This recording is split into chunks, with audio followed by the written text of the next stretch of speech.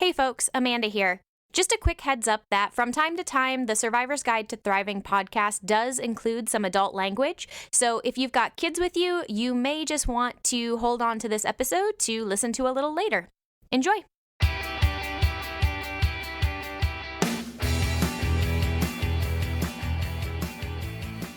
Welcome back to the Survivor's Guide to Thriving podcast, the show for people who are ready to break out of survival mode in order to build a truly thriving life.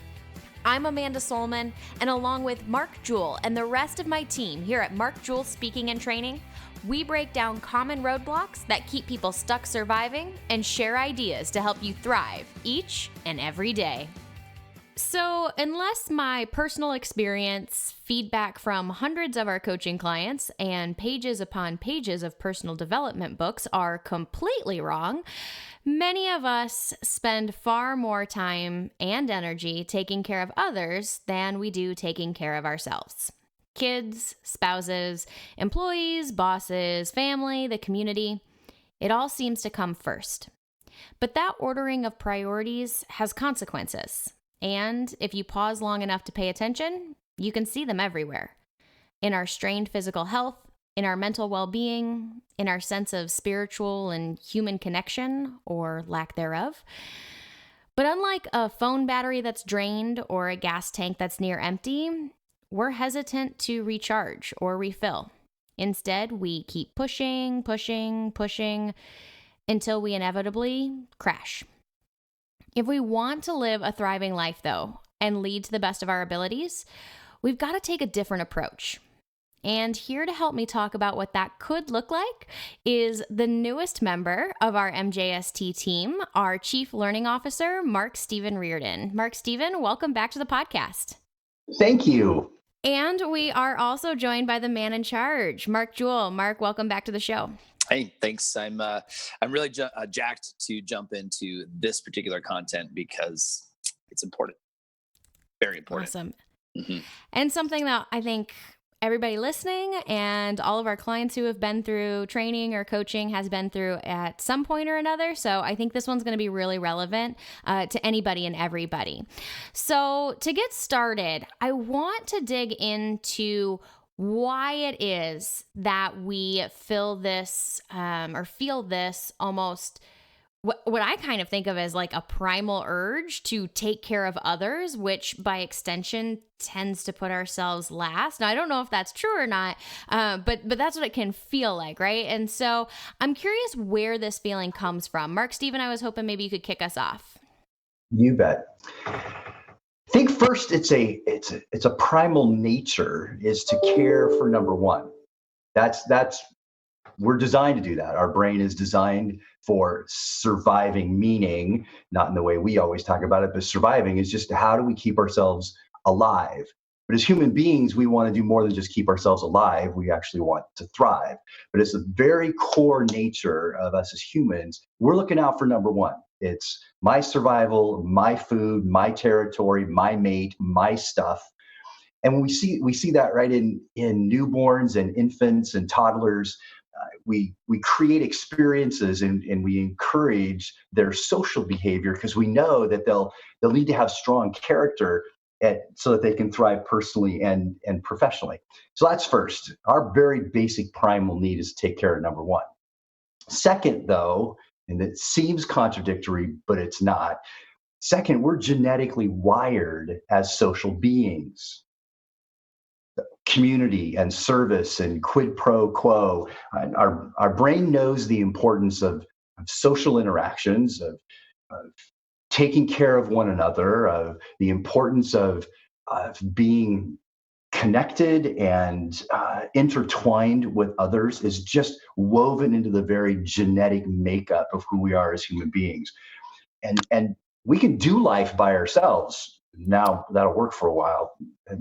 But sooner or later, we'll need others' support. To me, I think this is where a lot of people are like, what we see from a coaching standpoint, what we're seeing in the corporate space is we're putting ourselves like way last because, and this is my belief, So this is the part I want the pushback or agreement to, or other insight or perspective on. I think what we're doing is we have this model of the world where everybody else got put first. Mom, dad always got put last, or I took care of myself last, or I don't see my CEO working out, right? So why should I? Like, in order to be successful, I've got to burn my body out, burn the candle at both ends, hustle, grind, Gary Vaynerchuk style, right? In order to make it, right?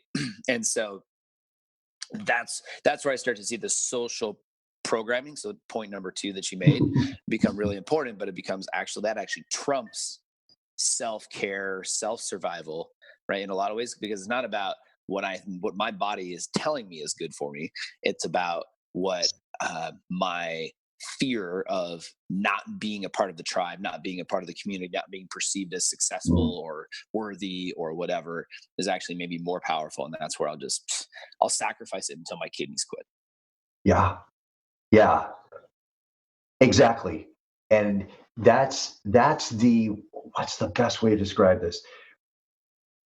That's when the social component of our brain and our being is when it's out of whack, like it's screwed up, is because it has been, to your point, Mark, it has been modeled for us over and over and over and over again that what social interaction looks like is I give of myself until I'm spent, right? What we're promoting is this healthy interaction with people based on I know that I can't get through my life by my own. And in order to get through life with others, I've got to take care of myself. So you're absolutely right. Our programming and our modeling and everything we see around us suggests to us over and over and over again that we have to go second, others have to go first. It's the flip side, it's the negative side, it's the dark side of how we're innately wired up to be as people who are meant to be connected with others in order to accomplish our own drives, desires, motivations, aspirations. Mm-hmm. Yeah, that's so here. So I want to.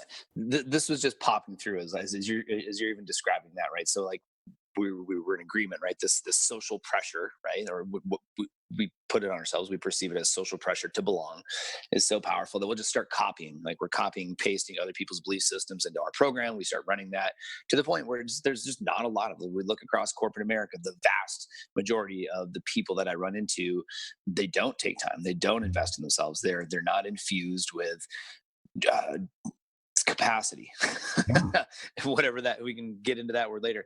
At some point, does it not just become like the norm, right? Like that just becomes the norm and the path of least resistance, right? Because I can still belong to that tribe, but it would perceivably be harder to change than it would and do something healthy than just to keep doing the unhealthy thing, even though my survival depends on it. Yes. Right. But I can't see I can't see the danger of my survival in the near term. Yep. It becomes habituated. It becomes a routine. And we wake up in the morning, we hit play, and it's like you said, the programming is there, and we just fulfill that programming. And it's enhanced by, most often in our life, when we did decide to be self-oriented for a moment, right? To take care of ourselves for a moment, it was often met with, what are you doing? How come you're sitting around? How come you're resting? There's work to be done. Like, I don't know about your dad, but my dad was that guy who was like, there is always something to be done, son. Get up. We got stuff. So it was, even when we started to move toward taking care of ourselves, oftentimes it was met with some resistance, or at least a negative vibration that just said, nah, really, you really shouldn't be doing that.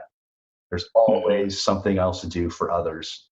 Do your responsibilities. Don't care if you're tired. Don't care if you're burned out. Yeah. I often wonder too, Mark, you talked about sort of those two primal needs. One, to to take care of yourself to survive, but also to be a part of a community. And I think that in a lot of cases, we have decided that in order for me to survive as an individual, I have to be part of this community. So if I stop giving, I have no value as an individual. And so therefore I don't stop because then that piece disappears. I don't know. I guess that's just another thing as you guys were talking that sort of brought up for me. That comes up all the time, right? We just last week when we were doing the office hours, I was doing the office hour presentation, coaching call on capacity, right? And here are people who have been two people on the call who have been through our programs, who get conceptually everything that we're talking about in this podcast today, still not making themselves a priority. Why? Because I constantly feel like there's not enough of me to go around, because give to my kids, give to my spouse, give to my work, give to my community, right? Give to myself last. And the model's jacked up and backwards, and where I hope we're going in this conversation today anyway. And I know you got some really good questions queued up here, Amanda, but for me, right, how do we help people like really like if you're walking away from this today, how do you really get the point? The model you were taught is broken. The program was written in freaking correctly. Okay. I want you to just consider that for a moment. Like the program that you adopted before you knew what you were doing in life was wrong. The other thing I was thinking about as you were talking, Mark, I'm wondering if one of the reasons why we keep ourselves so busy, because we may not A, know ourselves well enough, and B, be comfortable enough with our own selves to pause and to think and to feel for a few moments. And I'm just wondering if some people kind of have that as an inner drive or something, that I got to keep myself busy. I got to keep myself busy. I got to keep myself busy. I'm not sure what I'm going to find if I pause. I'm not sure what's going to rise up in me with my emotions or my thoughts if I actually stop, take a breath, and take care of me. And I hope that if anybody's got that kind of hesitation, that apprehension that's coming from that place, that please know that you are an amazing individual, that you have gifts and talents and strengths that other people, yes, need and want and have come to expect. And you're going to find how incredible you are, how amazing you are when you take the time to spend time with yourself. We're going to get into it in just a little bit about just different ways that we can do that. And Mark mentioned a few of those, whether that's taking care of ourselves physically or eating the proper food or meditating or praying or whatever it is for us to just get grounded, journaling, so we can get reacquainted with who we are. And people follow us for what we do. They can see what we do, they like our results, and so they follow us, right? They join us because of who we are. People follow us because of what we do. They'll join us in those efforts because of who we are. And if we that means we got to be clear about who we are, what we stand for, what we value. And a lot of that has to do with, can we take care of ourselves, of our mind, our emotion, our spirit, our body?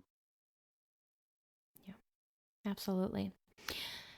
Now, as we have all been talking, and I alluded to this in sort of the introduction of this, there's lots of reasons why we do this, and we've been talking about those. But I think the one thing that I don't think we like to pay attention to it. To your point, I don't think we like to acknowledge it. It's why we avoid the silence. It's why we avoid the quiet, is that there is a trade-off constantly being made when we put others or situations or companies or whatnot in front of ourselves in the pecking order. So, Mark alluded to some things earlier in terms of your health. But I want to dig a little deeper into this, as to, what are those consequences? What are those trade-offs that we're making? Some that I think we acknowledge, some that we maybe try to pretend don't exist and to keep on trucking. So MarkSteven, what are some of your initial thoughts?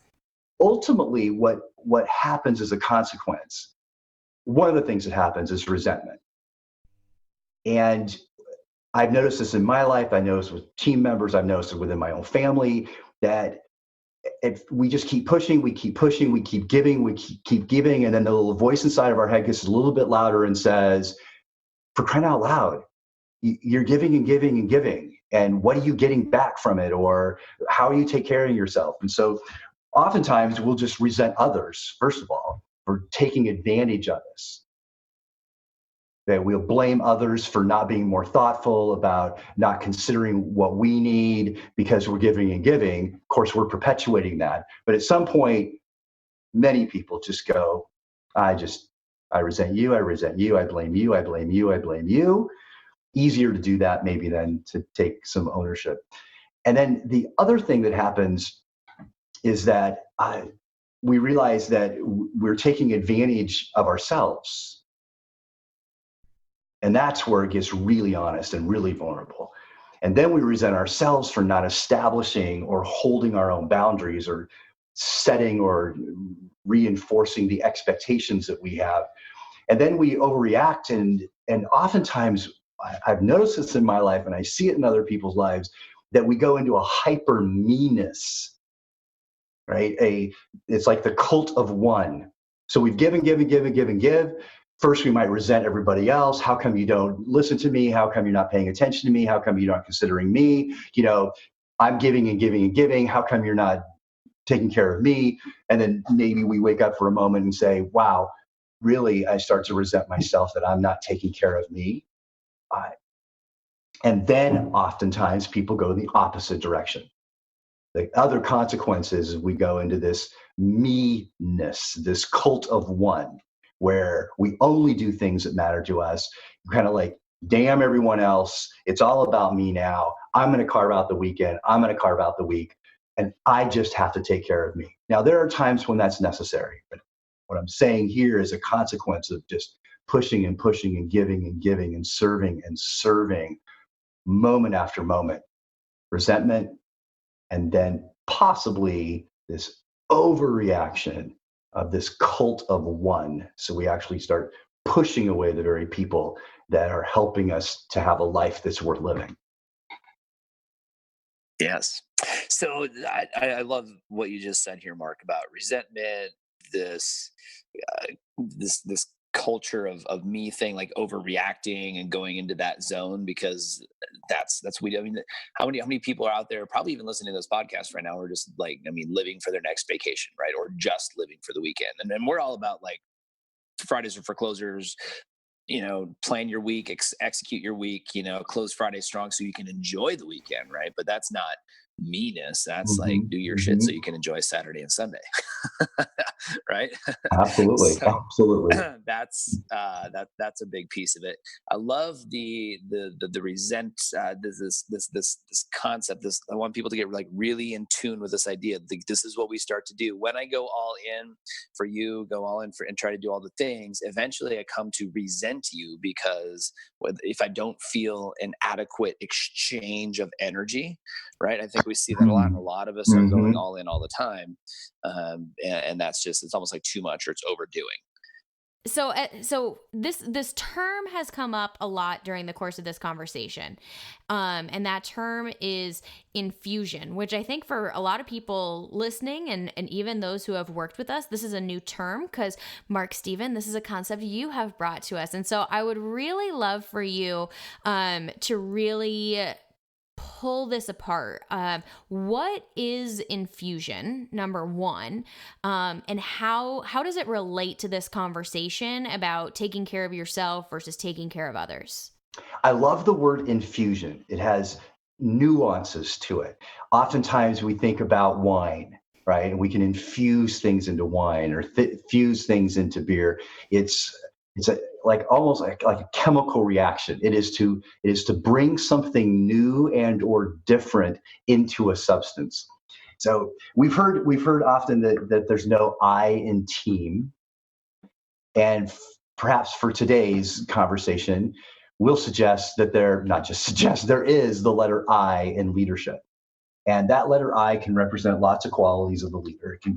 I can be interpersonal, intellectual, intuitive, inspirational, and all of those are essential components of being a really excellent leader. We're going to use the I to address infusion. And it's this internal investment which is so critical to our impact. We've all heard this before, and we all know the truth of it. So it's just simply a reminder, and I said it earlier, people follow us for what we do, but they'll join us because of who we are. And that's because we have we're social beings, we're hardwired for relationship. So for relationships to be strong, we got to know the who of the one we follow. So our experience of this person's internal qualities, it really explains how safe we can feel.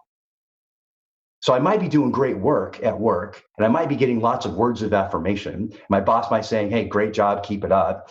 I might get a promotion. I might have all these outward signs. But really, the way I'm going to feel safe in the workplace is if this person that I'm following or is on my team, I know who they are. And for them to be able to exhibit who they are, then they have to take care of themselves. We have to take care of ourselves. Because again, people get connected with who we are, possibly even more than from what it is we do. So is the person trustworthy? Are they respectful? Are they authentic or vulnerable? Like, these are qualities that create this sense of safety. But all of those qualities come from this internal place. Do I trust myself? Am I trustworthy with myself? Do I keep my own word? Am I authentic with my own thinking and my own feeling? Am I vulnerable to even with myself? Am I willing to ask myself the hard questions, or to pause long enough to let a feeling arise, or to let a thought simmer and to work that thought through? So when we feel safe, we can trust. And of course, then trust leads us all to commitment. So we'll commit to a person we believe in, and we'll do whatever we can to help that person actualize what it is that they want to get accomplished. And we do that to which they are so convicted, so that we find we want to be aligned with them. So the law of infusion states this: when we infuse our internal condition, it builds our capacity to infuse others. And the opposite is also true. When we diminish our internal condition, it diminishes our capacity to infuse others. So it doesn't matter how much we want it, we hope for it, we're out to live for other people, to help build other people up, move the work forward. It doesn't matter how motivated we might be about that. It all comes back to the health of our own internal condition. So it's simple. This is not like, right? It's not rocket science. But it is a law. It's just like gravity. It works all the time, everywhere, without exception.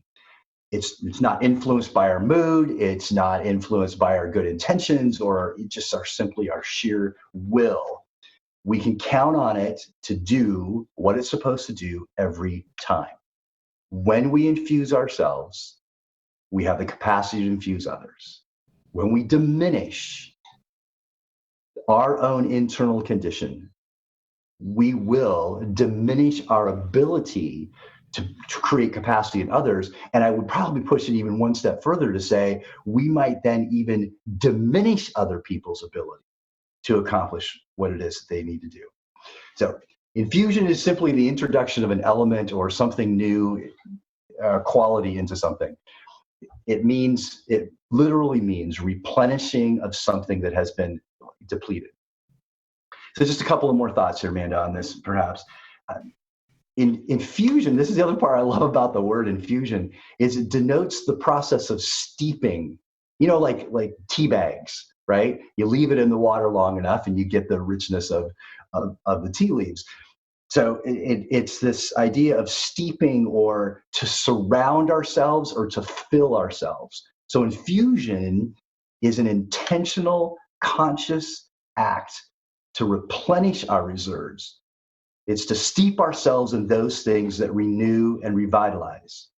So a 3-minute take a big deep breath might be okay every once in a while. But if the only thing I do once or twice a day is take a 2 to 3 minute take a big deep breath, that's not going to cut it. It might help me just kind of keep myself above water for a while. But this idea of infusion is literally to immerse ourselves, to surround ourselves with those things, those qualities that build our internal capacity.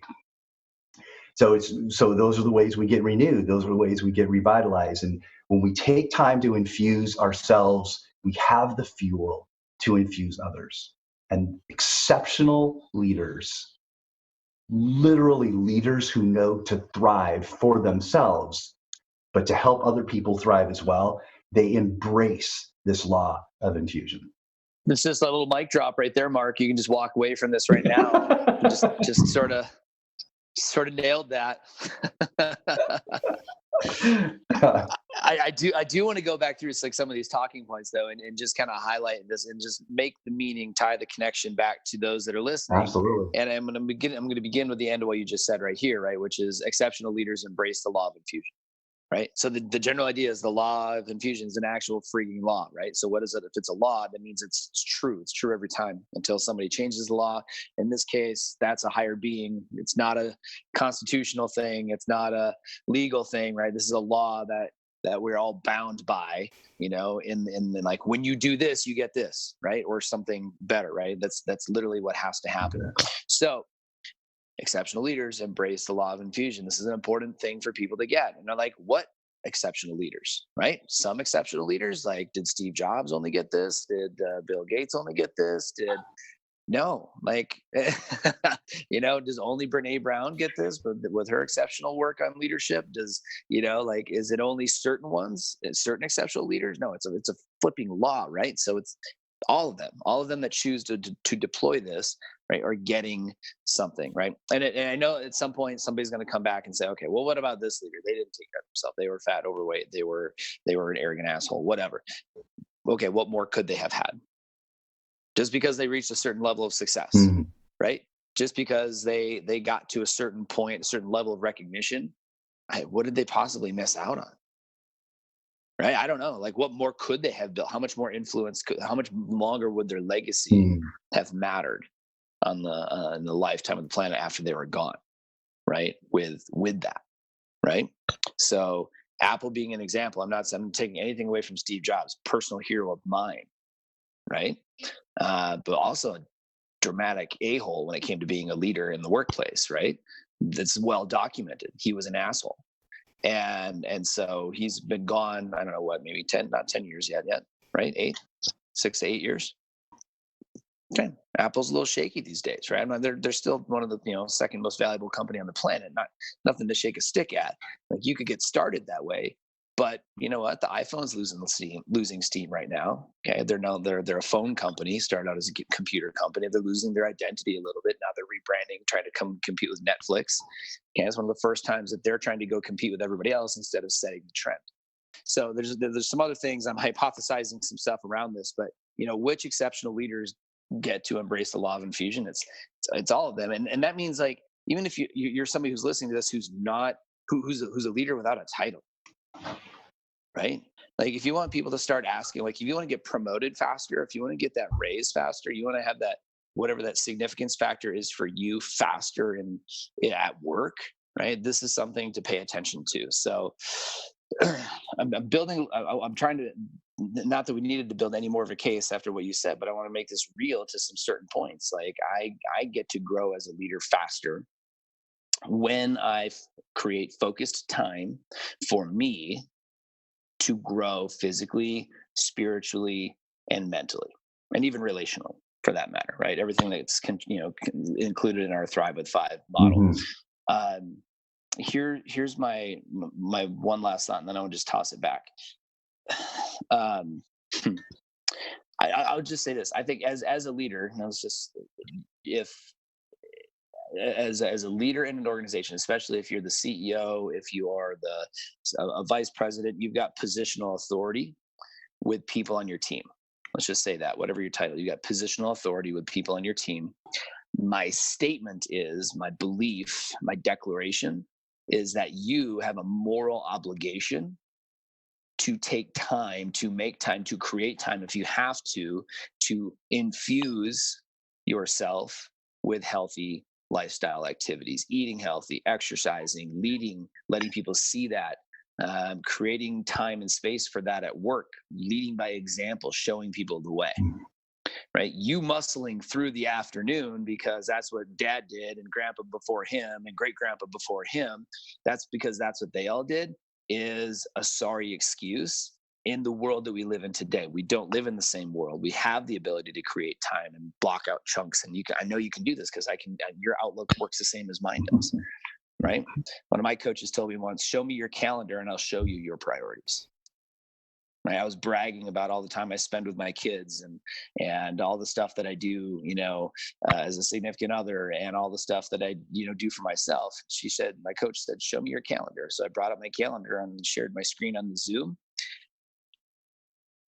Do you think she found anything in there at that time related to any of this working out or kids time or whatever? Right. No, not at all. And so I was out of integrity in that statement.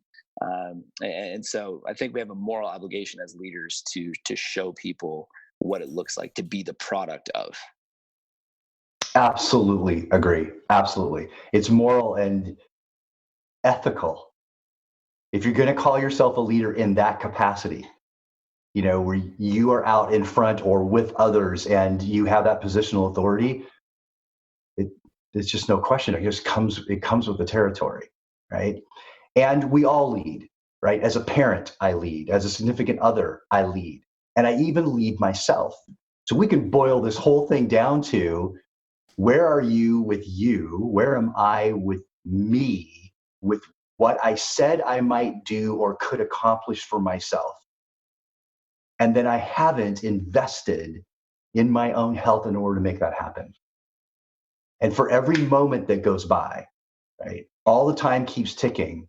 I either keep fulfilling what it is that I'm working toward, designed to do, purpose to have, whatever. It either moves me forward or it doesn't. I either move toward it or I'm moving away from it.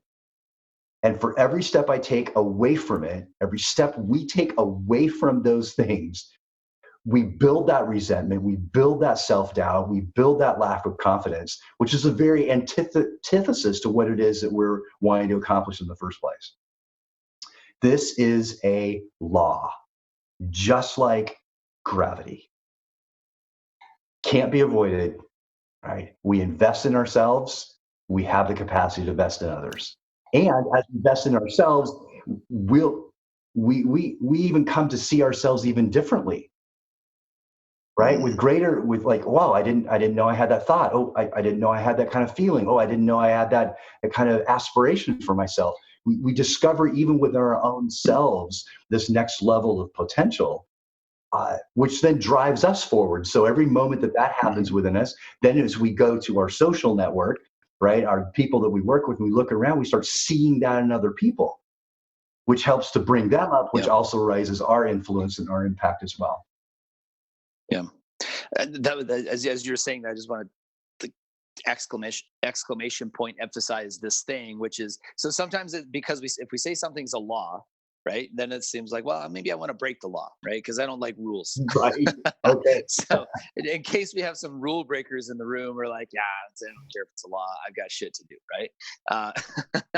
I'm gonna find some gray space around that law that allows me to still do this and be kind of healthy. So you can also leverage a law to your advantage, right? I can leverage the law to get something, to create something, to have whatever more. So just reframe that up in your mind. Like, hey, I'm going to leverage this law. I know if I just do this, like something a little bit healthier, right? Or do something like create whatever. You can find 5 minutes between 2 and 3 o'clock in the afternoon to get quiet with yourself, to use the law to leverage more energy for the afternoon, right? So frame it up that way, rather than like, wow, I don't like the rules. That's a really good point. Yeah, and I know somebody out there's thinking that right now. Screw it. I'm going to prove this law wrong. Yeah. So I would love for that. Right. I'd love to take that one step farther and say, you know what? Yeah, today gravity. Nah, I don't think so.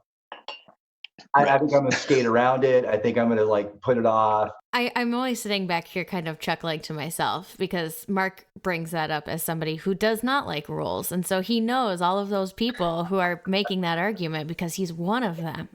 My statement is 100% out of a place of integrity. Rules most of the time. Okay. Just so we're all clear.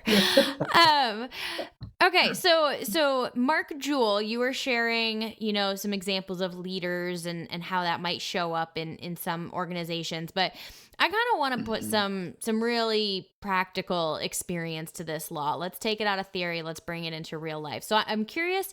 I want to hear from each of you. First, I want to hear about a time where you've seen this show up for you when you were not infusing yourself and therefore by extension diminishing your ability to infuse others. So give us some actual real life application that people might be able to resonate with. Yeah, I'd love to. Before I get to something perhaps a little more personal, I'm going to start with tennis. I took up tennis about 3-4 years ago. Hadn't picked up my wooden racket since in high school, and I so wanted to be good. Like I put it all out there. I bought all the right stuff. I hired the coach. I have a hitting partner, the whole thing. And in the middle of my matches, I would, you know how like in tennis that you actually sit down on the bench. You notice it if you watch the pros. When they rotate, they sit down on the bench, and I'm thinking that's ridiculous. That's ridiculous. I got to keep my energy up. And so I would find myself, and I'm in this first set, and it didn't matter how much I wanted to hit a kill shot or increase the serve or put it in the corner or do that drop shot or it didn't matter. I didn't have anything else to give. And it finally took my hitting partner one day to get me to sit down on the bench and say, do you think you're getting any better? Because you're not. Because you're not stopping to take care of yourself. You can't get any better at this. That was humiliating because when I put myself out there, at least in those kinds of things, I have high expectations of myself. And then to hear from somebody else, it's like, nah, you're not even meeting your own expectations about this because you're not taking care of yourself. Like that was devastating. And then I have a personal one too. Can I just throw this one in and Mark just take off with it? Absolutely. There was a season in my life. I've been married. This will be 26 years, and there was a season just after Noah, my firstborn, had come into the world with us, and then 4 years later we had Tate. And at that time, I was out on my own. I was carving my own little identity. I'd written some books, and I was speaking at conferences and all that stuff. And I was on a roll. And in the middle of writing books, and if you've ever done that, it's just massively time consuming. In the middle of doing that, projects I was working on, deadlines I had to keep, I found myself staying up late, rising early, getting something inside of 3-4 hours of sleep for 5, 6, 7 nights, like literally all the time. And I'm catching a flight and I'm out and I'm coming back home and I'm staying up late because I've got this next thing to do. And I'm pushing and pushing and pushing. And here, all in the hopes of accomplishing more. Under the story I'm telling myself is this is going to pay off so my family can have the life that we're hoping to have.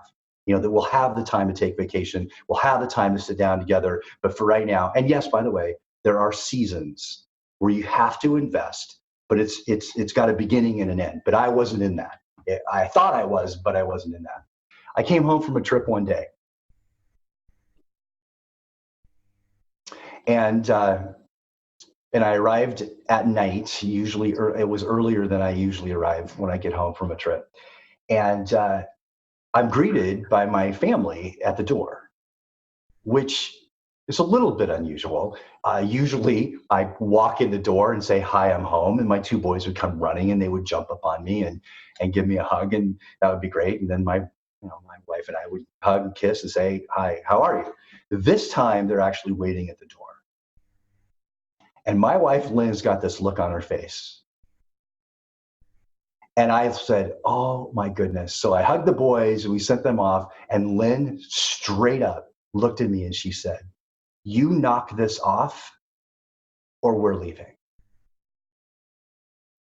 Now, I didn't even have a response at that point. That for me was one of those moments where I had given to everybody else. In fact, she even said that to me. You're giving to everybody else. You're your best self when you're with others, and you got nothing when you get back home. That for me, Amanda and Mark, was one of those moments in my life where I got hit with a Mack truck, like wake up call. There's a good side of that story. I'll leave it like that because that's real for me. And maybe other people are kind of in that same place, whether it's, it could be with a wife or a spouse or it could significant other, or it just could be with family members for that matter, brothers or sisters, or maybe a good friend, coworker. That same kind of thing. There is a cost. There is a cost. Thank you for sharing that. We are going to pivot to the brighter, more sunshiny side of this law. Yeah. But before we do that, Mark, Jewell, what do you got for us? Yeah. Well, first of all, Mark, thank you for the for sharing that. It's very real. Yeah, I know a lot of people can relate to that, but I appreciate you being vulnerable with that story and letting the listeners in on that side. Right? So often they see the stuff that worked or the end result that didn't work or whatever, and we miss that Mack truck moment. So I appreciate that. For me, I had my own. I'm not going to call this a Mack truck moment. I don't know what kind of a moment this was. I don't know how to label it, but it was basically I woke up at 30. I think this is probably in a past episode of the podcast somewhere that we've done in one of the first 100 episodes. But I woke up at 30. It'll be 8 years ago here in a few weeks, and I was depressed. That was it. I mean, it's not the word that I labeled it with at the time. Looking back now knowing what I know, I see it for what it was. It was just my money wasn't where I had expected it would be by 30. We put these imaginary deadlines on ourselves. Like, I'm supposed to be at this level of success by this age, right? Like, you should be here by 30 and you should be doing this by 35 and then you should be here by 40, et cetera, et cetera. And there's all these imaginary laws that are not actual laws. Those are stories, not like the law of infusion.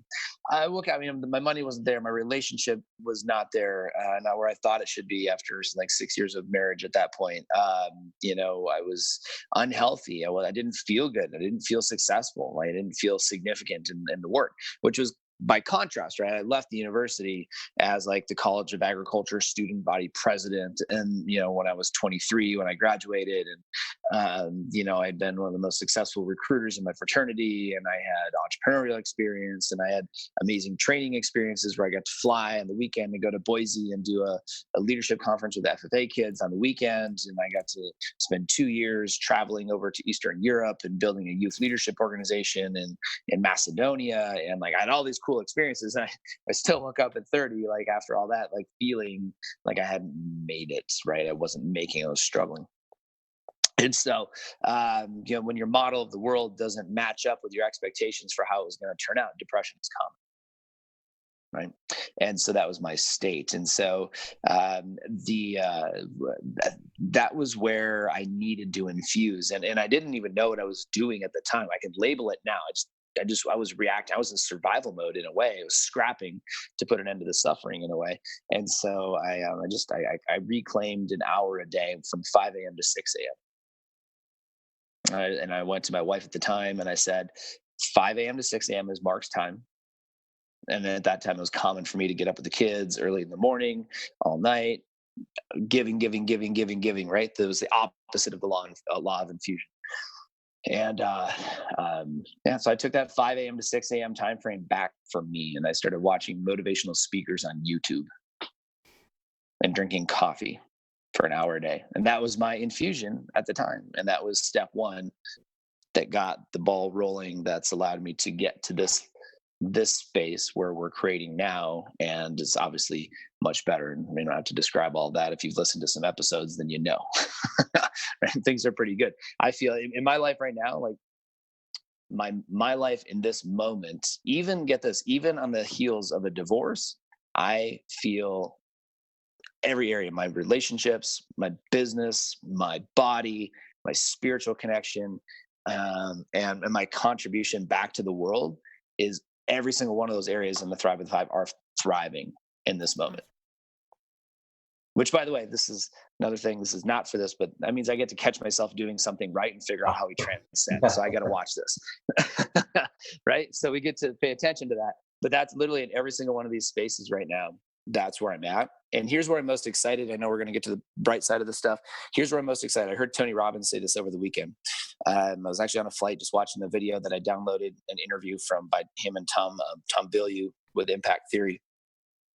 Those who get to this level where they're thriving in something, the ones who continue, right? The ones who can, like they're the ones who find mastery. So what is when the relationship is already doing well, right? How do we catch ourselves doing well? Like note it, appreciate it, and then find out how to master that next step.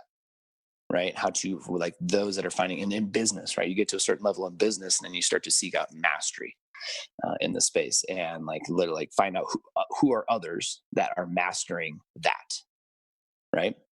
Copy and paste, right? Copy and paste. Catch yourself doing something well, find somebody else who's doing it better, read a book, watch a video, interview them, talk to them, take them out for dinner, copy and paste. And put it into your own life. And that's how you continue to transcend and keep the law of infusion working for you, instead of, well, let's be honest, it will work against you, right? So the flip side, Amanda, can I go to the flip side? I was going to say, Mark Jewell pivoted his own story. So yeah. MarkSteven, you get to pivot your own story now. So that was a wake-up call, because my family obviously is important to me and my two young boys. And I was, wanted to be the model for my boys and take care of my wife and all those fun things. And the intensity of that moment, literally, and this is, I want to go back to something that I said a little earlier, which was we can overreact, right? We can go into this hyper me-ness focus, this cult of one idea, and this, but I didn't do that. I didn't do that, which was kind of amazing because I tend to be self-centered at points. So, but I didn't, and it was a conversation. It was an overdue conversation about, then what's it going to take, Lynn? What's it going to take? What do you think? And fortunately at that time, we were able to work balance into the whole thing. I didn't take the next 3 months off and not go do any work, but I dialed back the parts that were so demanding and spread it out over longer term, and then did similar to what Mark did. Just great. So I'm not able to fix this by myself. So I guess I'm going to a psychologist. I can't fix this by myself. So I need to phone up a friend I haven't seen in years who seems to have their life in this proper balance. And that was a 1.5-year process of working through that. But it took that choice that we talked so much about, that there was the discovery moment. So now there's, we get the balance side, which is really sweet. So then one of the questions that I asked myself, and maybe I'm projecting ahead just a little bit, one of the questions I asked myself at that time was, what have I been wanting to do for myself that was also in service of my family, but not in service like, oh, I have to do something now to prove something different. But it really came from this place of, what's going to restore my internal well-being? What do I need to do so I can show up differently, in this particular case, for my family? And that was a way to start, let the law of infusion, let the gravity of the situation sink in, and then pause long enough to say, wow, what do I need to do for me where I can show up now as the version of me that I want to be and that I need to be for those people who are in my life. And I actually think that's a really good transition into where I want to bring this in for a landing at. Both of you sort of talked about how in those situations for each of you, now in hindsight, you can recognize, here's what works, right? Or here's what works for me. Mm-hmm. And so I would like to hear from both of you. We're kind of running a little long on time, so maybe we just stick to our top one. But what's one piece of advice that for someone who feels like they're running on E, or they've had that Mack truck moment that you talked about? What's the one piece of advice you might offer out of all of the good stuff we've talked about, or in addition to?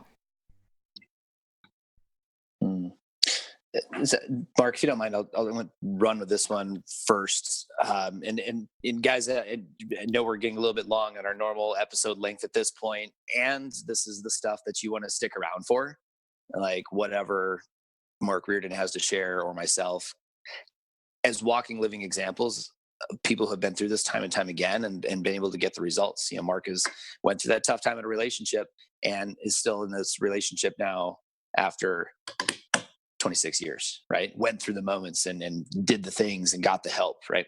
And I want to come back to this last thing that Mark mentioned to kind of just preview what I would suggest in this space. What's one thing that I've been wanting to do for myself? Okay.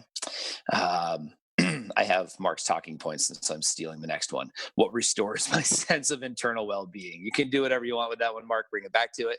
But I love those two questions, right? Because so here's what most of you are going to do. You're like, oh, I gotta make my marriage a priority again, or I've got to make this relationship, that relationship a priority again, or like this stuff with my boss, or this stuff with my employees, or whatever. And then here's what you're going to do, because your programming will suggest that you change yourself because you've seen it done again and again and again. The programming of the world will suggest that you change who you are. You'll go to work on your weaknesses. These things are probably showing up in the relationship because they're a weakness. They're not a strength to begin with. You probably avoid them because they drain you. Right. So, but here's what you'll do, because you will run out of ideas, or we panic in the moment because we don't have the capacity and the presence to make a better decision or make a better choice in this time. And so what we do is we bend.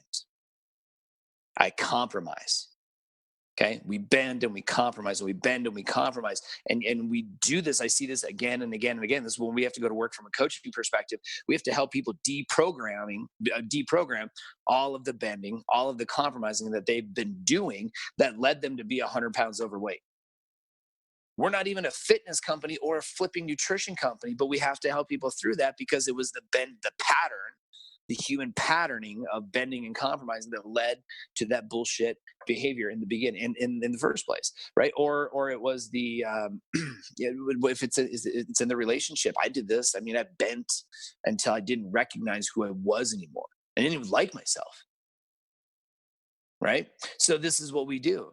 And we bend and we compromise. So I love these questions that Mark brought up. What's one thing that I've been wanting to do for myself? What restores my sense of internal well-being? Because this is about you. And if you go about changing or trying to do the law of infusion Mark Jewell's way, well, guess what? We're going to get up and run 6 miles tomorrow. Come on over. You're going to hate yourself, right? We're going to go do kickboxing and get in a fight, because that's what I do. That's my thing, right? That was in alignment with me and who I was and where I was in that moment. You don't have to do it my way. Right? We got to figure out, like, how do we infuse this in a way that's congruent with who you are and what's good for you right now? What Mark Reardon needs for fitness, right? In this stage of his life is different than what Mark Jewell needs for fitness, or what Amanda Solomon needs for fitness in this stage of life to infuse, right? We have three. I mean, Amanda and I are close, but we're still about 8 years apart, right? And and Mark and I are close, but we're about 20 years apart. So, what we need is different based on where you're at and what you need. So what's something you've been wanting to do for yourself? And maybe it's like you just want to take yourself shopping. Maybe it's just you've been meaning to go for a walk, right? Or sit on the patio and have coffee in the morning. Or what restored, maybe restoring your sense of internal well-being is baking. I don't know. I don't know your things. These are none of my things. I'm guessing at other things that could be, but for me, that I've got to create time to sweat every day in some way, shape, or form. I'm going to sweat 6 out of 7 days a week. I'm going to sweat hard. Okay. And I'm going to eat some avocado. I told somebody the other day, I really want to improve my food. And they said, okay, what are the 5 things get this? This is actually a really good tip. What are the 5 things that when you eat these 5 things, that make your body tingle, feel good? Right. I'm like, huh. And then on the contrast, what are the things that make you feel heavy or lethargic? Less of that, more of the things that make you feel amazing. And it's simple. Like, it's not a diet. It's not a prescription, but for me, it's avocados. It's some dark leafy greens, right? Some chicken breast, simple stuff, right? Those are things that I like to eat. Okay. And that make me feel good. Eggs. I love eggs. If I could just eat eggs in every meal, I probably would. Okay. Those are things that make me feel good. Bread does not make me feel good. Right. By contrast. Okay. Too much beer does not make me feel good the next day. Right. So there's some things that I get to have less of. So, that for me is just getting clear to come back to these questions. What's the thing that I've been wanting to do myself? And then once we've got that done, what's one more thing that you've been wanting to do for yourself? And as your capacity expands, what's another thing, to the point where you can actually have many, many things throughout the course of a day that you get to do for yourself. Things that, and for me, what restores my sense of internal well-being is meditation. I can't, I don't looked at my calm app. I don't use my calm app every day, but I looked the other day. I had 82 calm sessions. They're a minimum of 10 minutes each. I multiplied 82 by 10. Mark, you're the teacher. Let me know. I think that's like 820, right? It's 820 minutes of meditation, in just this year. Right. So those are things for me that do it. It's just eating the right things, sweating, and meditating. Those are my 3 secret weapons. Everything else follows when I do those 3. Yeah, yeah. You made an excellent point, Mark, and that is not to bend ourselves to what other people would expect us to do in that situation, but you hit it right on the head. What do I need to immerse and surround myself in? I know me. We know ourselves. We know if it's music or baking or gardening or working out or whatever it is. And it's giving ourselves permission and the grace and forgiving ourselves for making the non-choices or the choices that didn't get us what we wanted. And really to say, what is going to restore me? And how much can I immerse myself in that? Well, thank you both very much for coming on the show today. MarkSteven, we are so glad to have you on the team. And so those of you listening to the podcast, this will not be the last time you hear from Mr. Reardon. So we will look forward to the next time we have you back. And Mark, Jewell, how about you take us out? You bet. And before I do, guys, I don't know how many of you know about this. We have an amazing new offering at MJST that we're super, super pumped to bring to the market. A lot of our clients, our regular coaching clients that have gone through a 90-day program, often get to the end and they say, okay, I wouldn't, I don't have this resource inside my company all the time. I wish I had something else, something more. And a lot of times, just the level of investment of that program is out of reach for a lot of individuals. And so, we've been racking our brain for a long time thinking about how can we make something available that is affordable enough for those. And we, through lots of discussion and testing and different things over the last year or so, Amanda has put together an awesome program that we are offering now. And you can sign up through the Mind Body app. You literally don't even have to call us. You don't have to do anything. You can go on Facebook and find it. Just click the button through our Facebook page. On one of the posts about this, we have a program now called Office Hours. And so I want you to think about, like, when you were in college, if you did that, or community college, or even in high school, your teacher or your professor had offered office hours that they were available. We have a similar concept where you can come in and join a coaching call with just about every coach on our team is offering a series of coaching calls over kind of on a 6-week rotation with 3 different topics. And so these are out there. You just go to your Mind, like literally download the Mind Body app, search for Mark Jewell Speaking and Training, MJST, like look for that stuff. You can find it in there, and literally you can buy just one class, or literally for the cost of a gym membership, you could have unlimited coaching for a month, every month. So it's a pretty amazing deal. And we've been seeing a ton of great people show up to these, and a ton of benefit and value being added in there. So a little bit of a long-winded pitch there for you guys, but we're really excited about this being available in the marketplace. And this is one of those ways on a weekly basis where you can just get infused with new energy and new content, and get to see some of the different faces on the team here at MJST, and learn from the powerhouse, the arsenal of knowledge that comes out of this place, and the life-changing energy that the coaches here house. So check that out. Office Hours by MJST. Search for Mark Jewell Speaking and Training in the Mind Body app. Get some of this, infuse it into your life, find a way to take care of yourself, find a way to make yourself a priority, and then watch as the rest of the world shows up, almost seemingly sometimes magically aligning with more of what you're going to want to see in it. Everything else would just be surviving, my friends, and it's your time to thrive today. Let's go get it. Thanks for tuning in to this week's episode. If you like what you heard, make sure to jump over to Apple Podcasts and leave us a rating and review. We appreciate the feedback, and it helps other people find the show. On that same note, if you enjoyed this episode, make sure to share it with a friend. As always, if you're looking for more resources to go from surviving to thriving, check out our website at www.markjewelltraining.com. That's Jewel with 2 L's. And you can find us under Mark Jewell Speaking and Training on all the major social networks. Remember, survival is dead. It's your time to thrive today. See you next week.